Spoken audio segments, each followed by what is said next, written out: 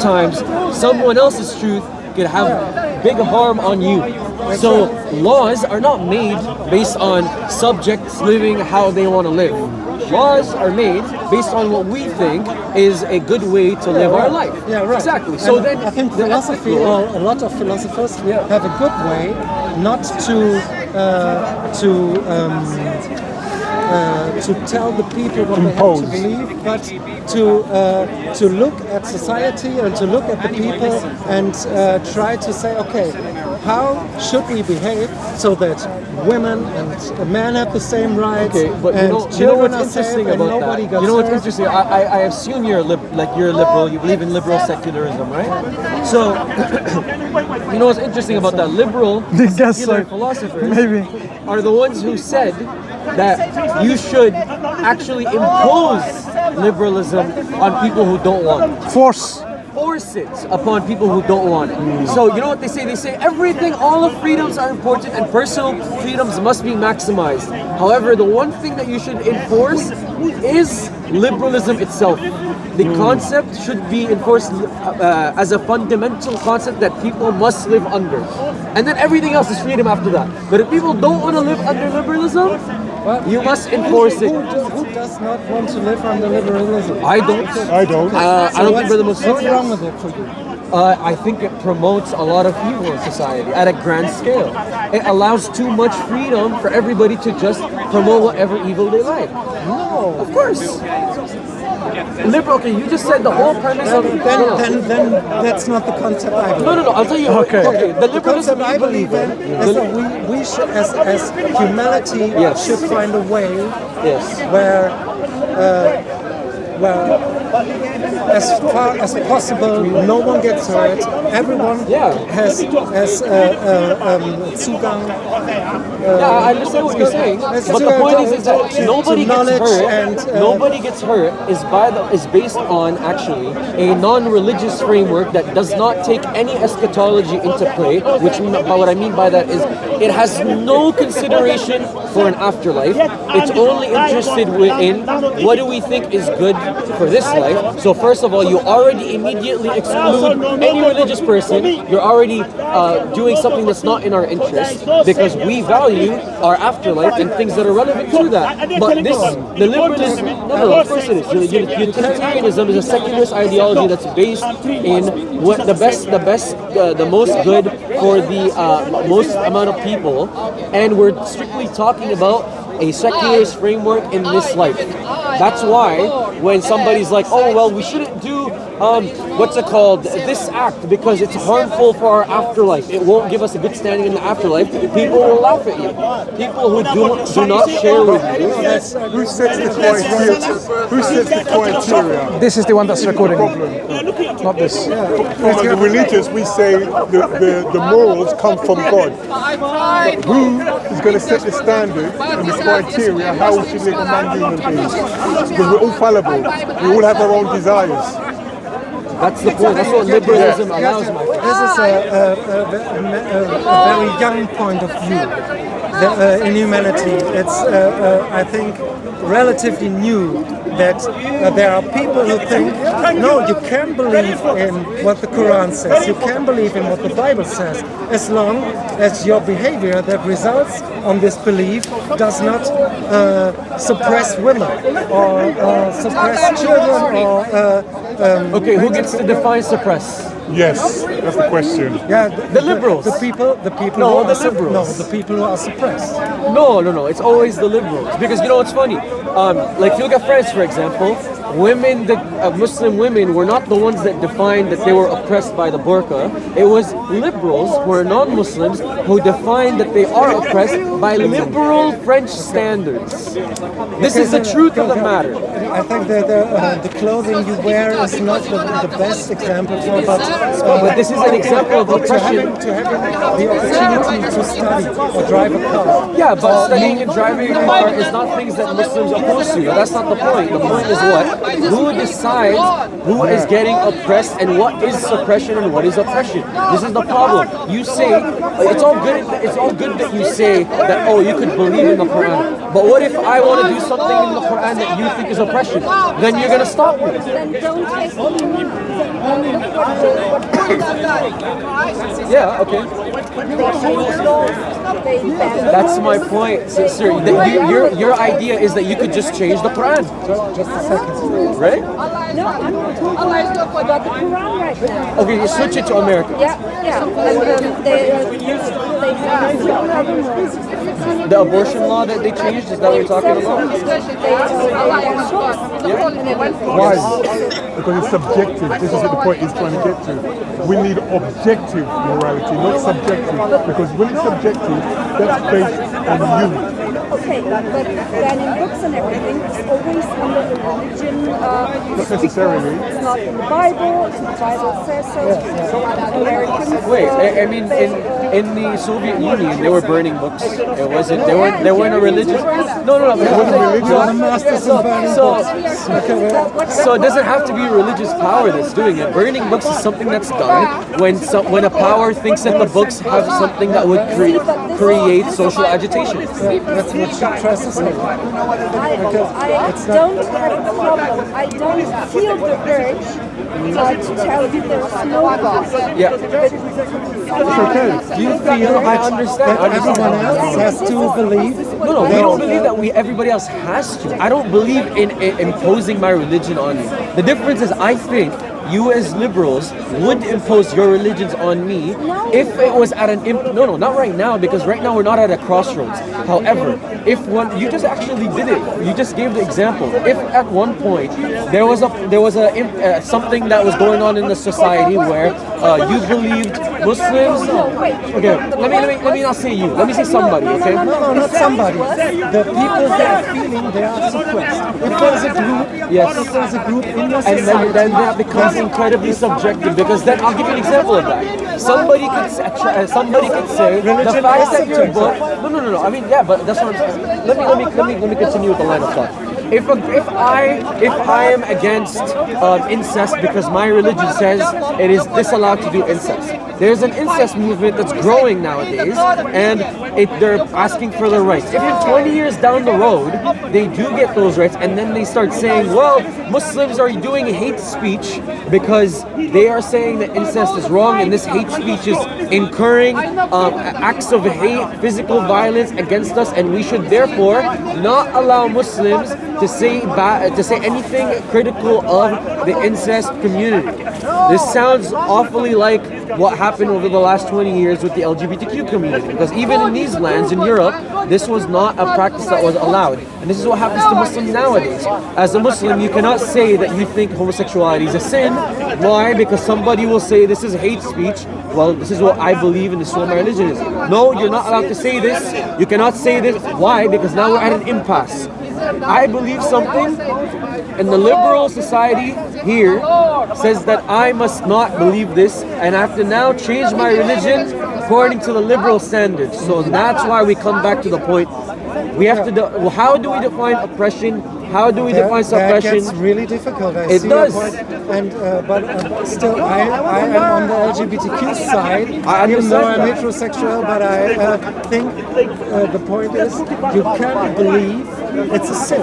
It's okay to believe it's a sin. Fantastic. You know, a lot of people would say you can't.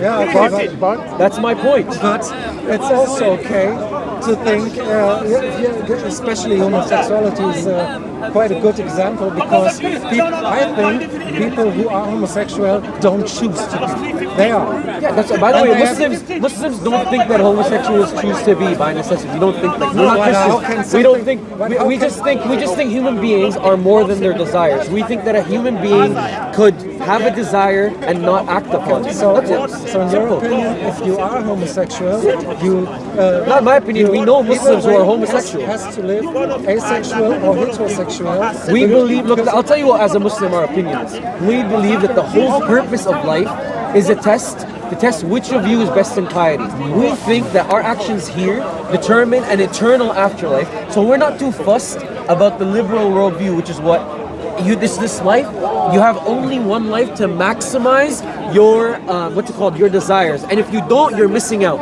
We don't believe this. We believe everybody has their tests, and this includes a package of desires and stuff. Look, there's Muslims who love alcohol. Let me explain for a second. There's Muslims that love alcohol, and they choose not to drink. They have a desire to drink, but they choose to be obedient to the Creator. Why? Because they're choosing the afterlife over this life. In the same way, the homosexual Muslim, we don't hate homosexuals. We don't hate homosexual Muslims. We don't treat them badly. No. The homosexual Muslim himself chooses not to act on these things. Why? Because God's testing me with this desire.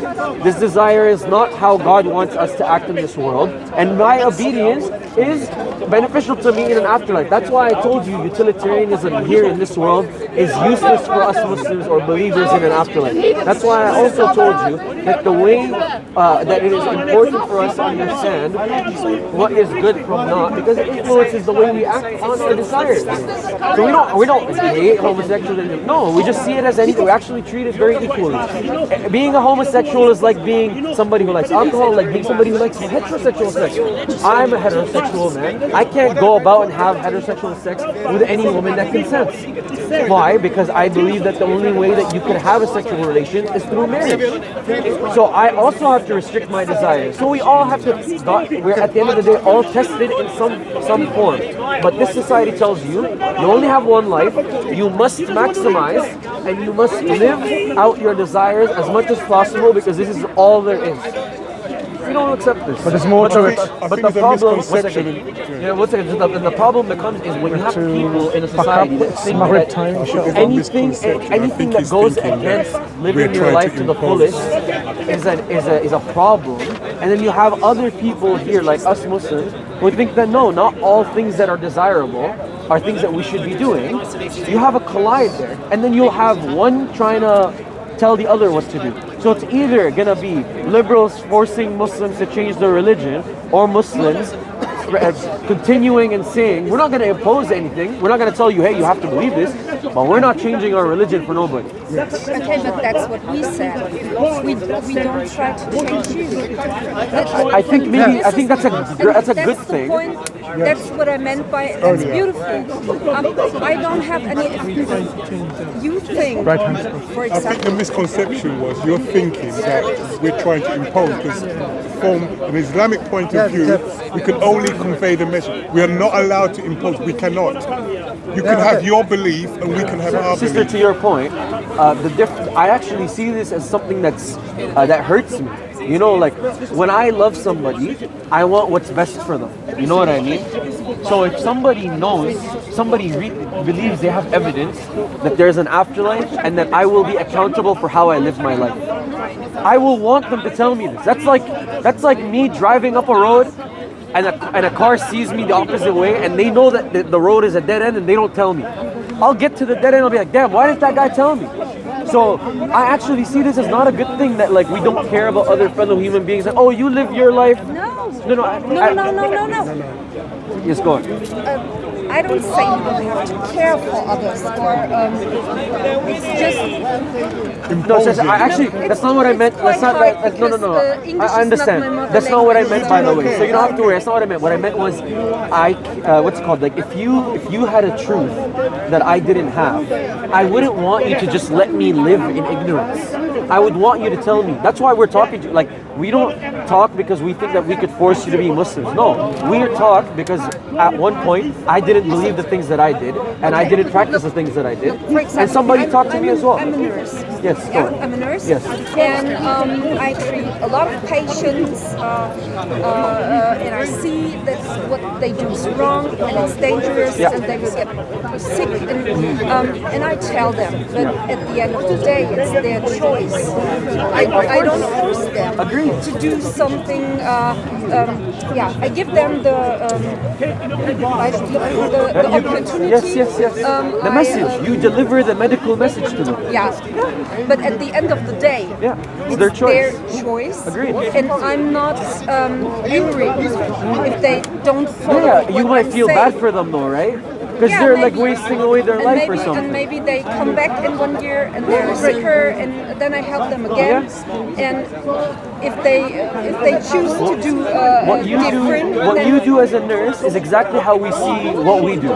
At the end of the day, when we're having this conversation, all we could do is deliver the message of Islam to you, even in part form, and then you want to look into this further, you want to become Muslims, it doesn't matter. That's not our business. It's not our. At the end of the day, all we have to do is deliver the message. What you do with it is what you do. Even if you come back next year, you're like, hey, like I talked to you last year, we'll talk again. In the same way that you said you described about yourself as a nurse. I can't, Islam is a belief in your heart. I can't put the belief in your heart. So we can't force you. I can force you either. You can't, So, but you know what we could do? If I care about you as my sister in humanity and my brother in humanity, all I could do is try to advise you, to try to tell you, try to inform you about something that you might be missing. That's all I could do. That's all I'm trying to do, by the way. I don't think that I have some power to change your minds. No. In fact, in Islam, we think that the only way you get guidance is if God guides you. I don't think that I have some special power to guide you. No. And the only way you get God's guidance is if you sincerely want it. That's it. Then look how similar we are. I agree, we are similar. I don't We're have similar. this, I don't think we're different. We're like so different that I can't speak to you. No, we can speak and we can discuss.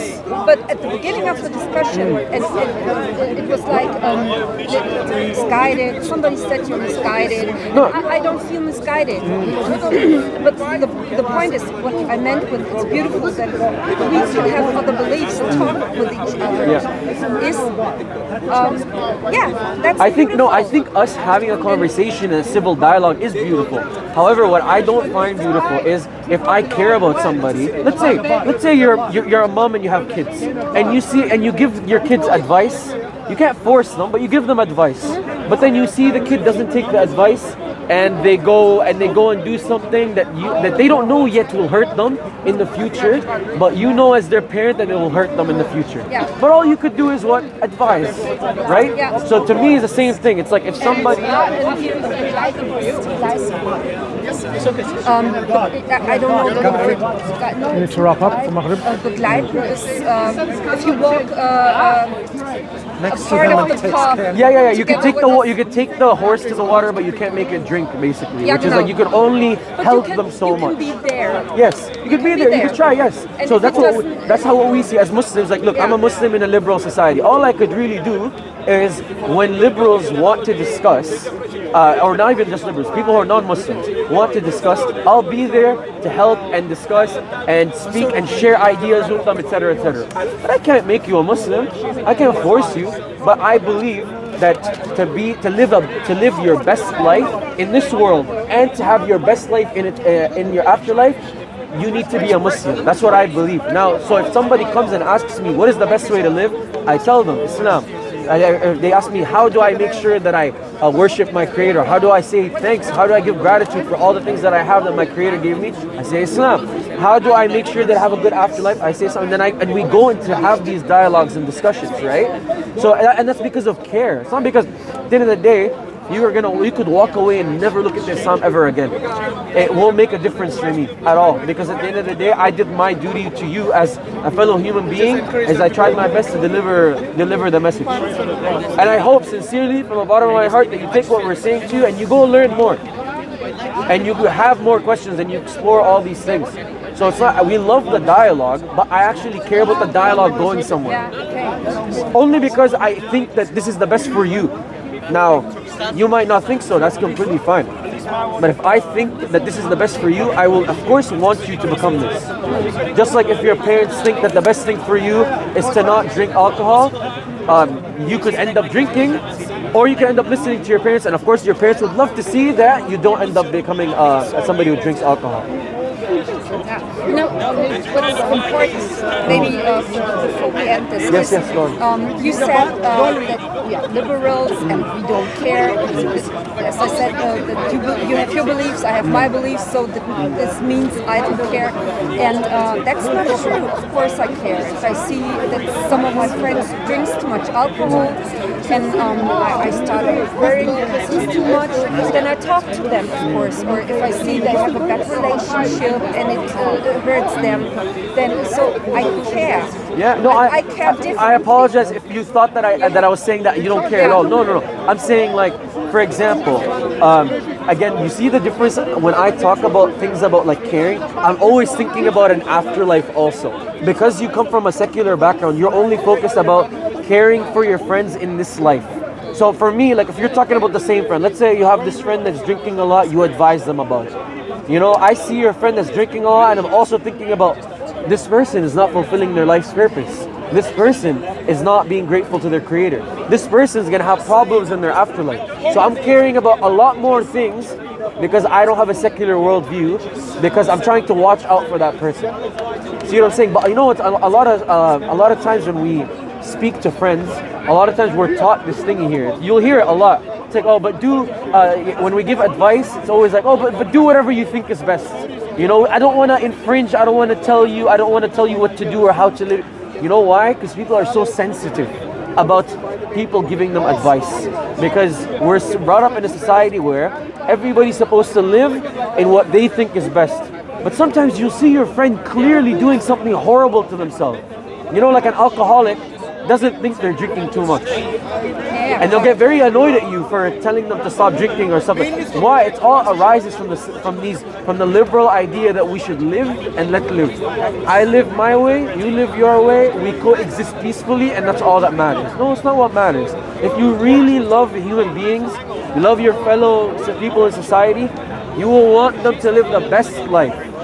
You will want to, even, you know, we get cussed, people will say bad things to us, and people will say nice things to us. But so we're not doing this for praise. We're doing this because we actually like care about delivering a message of, you know, live your best life here in this life. We're not saying, Islam doesn't tell you don't care about your life here.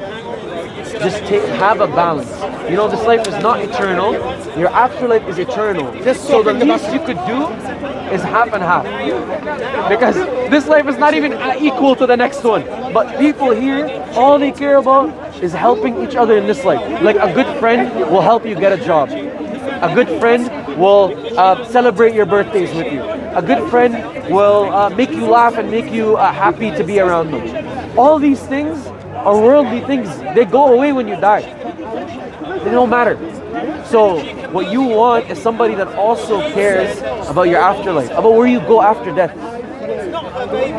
So on that note, inshallah, that's a high hope. I think that's really high hope. Look, let's leave it there. And if that's such an important point to you, now I understand why it is so essentially for you to think you have to prove that you are right with your religion, and that's maybe it's a good thing, because you then learn to want and sacrifice your own time, energy, resources, whatever, for the benefit of humanity.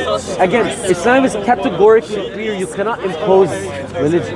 It's not even conceptually. You know, if you think about it, like, has there been Muslim emperor or whatever, Muslim leaders that tried to enforce Islam on people? Of course there is. There's bad people everywhere. But can it actually work? That's just using a rationale. Can a Muslim leader put in your heart a belief that you don't have? No. Can you not lie and say you're a Muslim, but in your heart you're not a Muslim? That's quite a pity. Well, doesn't that mean if the only way for Islam or for Muslims to get a consensus with people who are not Muslims is okay, let them be, or let them make them Muslim. We invite them to be Muslim, but no, we can coexist with them. You know, like in the Islamic empires, we actually give more rights to the minorities than we as Muslims get in liberal countries. So, for example, I can't live in the UK and live under Sharia law.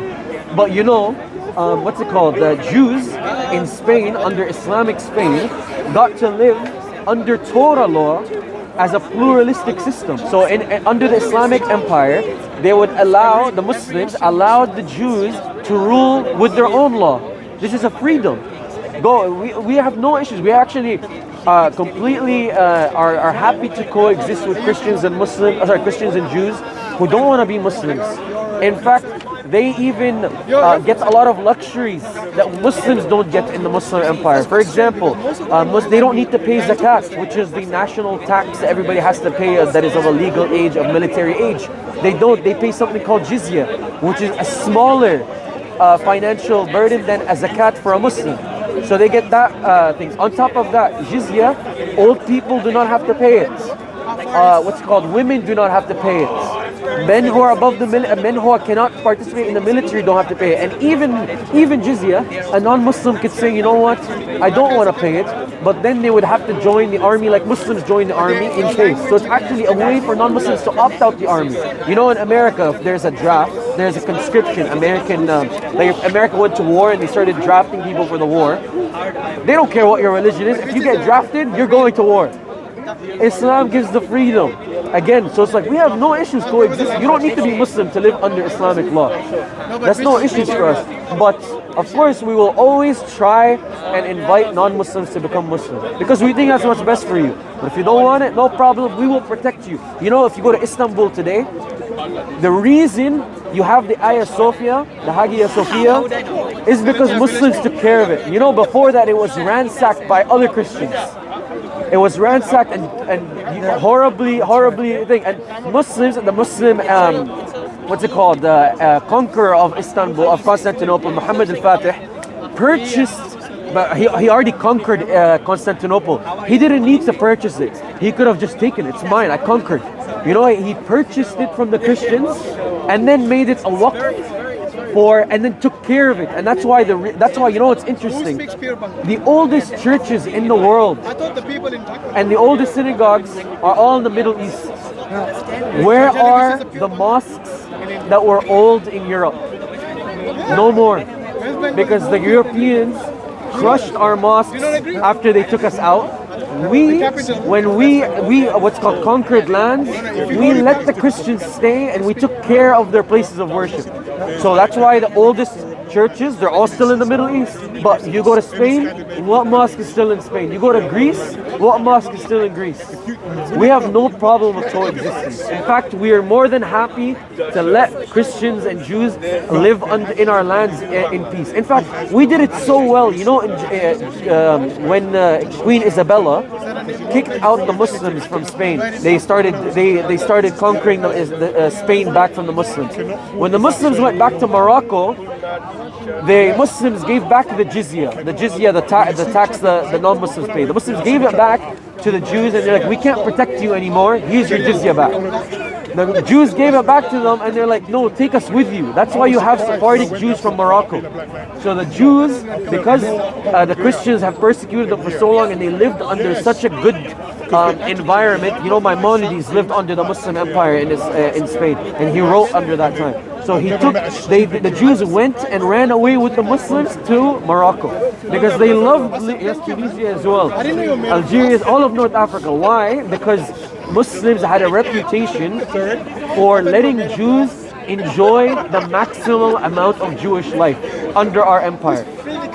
There's no problem with coexistence. So anyways, I wish you guys the best. I'm not sure if you're staying in London or not, but I hope you pick up a Quran. I don't know if you already grabbed the Quran or not, but you have. Okay, fantastic. So I hope you guys read through it, and I hope you guys have many questions and you don't leave them unanswered.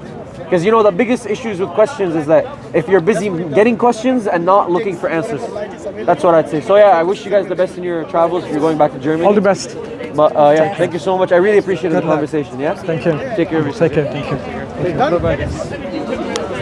Mashallah, brother, mashallah, there is a mic on. After the sunset. Guys, go pray your Maghrib quickly. Yalla.